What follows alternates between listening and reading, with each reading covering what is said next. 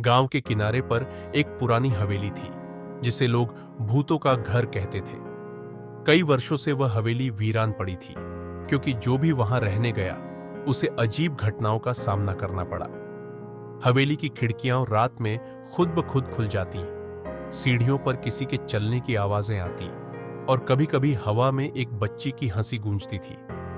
लेकिन कोई उस हंसी के पीछे की सच्चाई नहीं जानता था। गांव के बुजुर्ग लोग बताते थे कि इस हवेली में पहले एक खुशहाल परिवार रहा करता था। उस परिवार में एक प्यारी सी बच्ची भी थी जिसका नाम राधा था। राधा बहुत मासूम और प्यारी थी, हर किसी के चेहरे पर मुस्कान लाने वाली।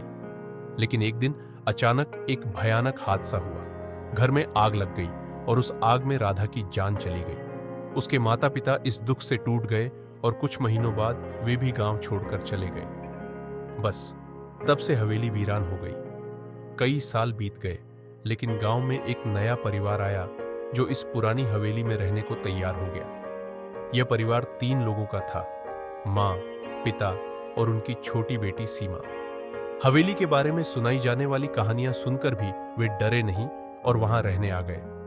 पहले कुछ दिन सब ठीक रहा, लेकिन जैसे ही पहली रात आई, हवेली के अंदर अजीब घटनाएं शुरू हो गई।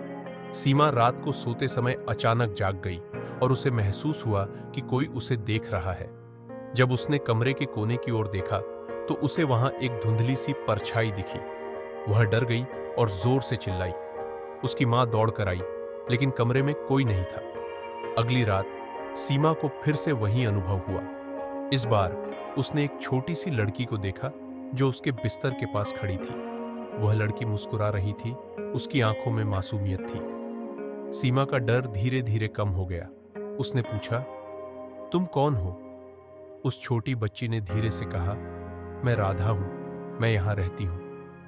सीमा ने महसूस किया कि वह आत्मा उसे डराने के लिए नहीं बल्कि कुछ बताने आई थी।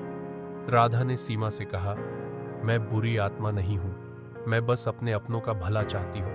मैं नहीं चाहती कि किसी और को इस हवेली में तकलीफ हो।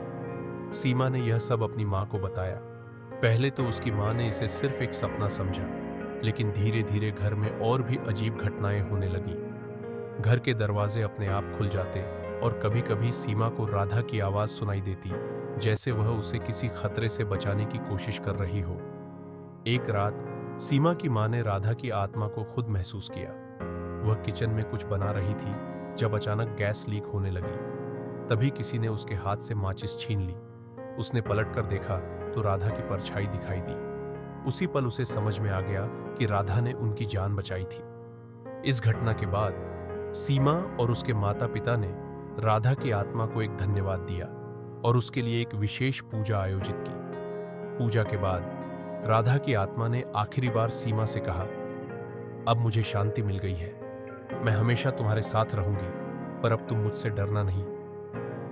उस दिन के बाद से हवेली में कोई अजीब घटना नहीं हुई। राधा की मासूम आत्मा ने अपने अपनों का भला चाहा और अब वह शांत हो गई थी। हवेली फिर से एक खुशहाल जगह बन गई, जहां अब कोई डर नहीं था, बल्कि सिर्फ शांति थी।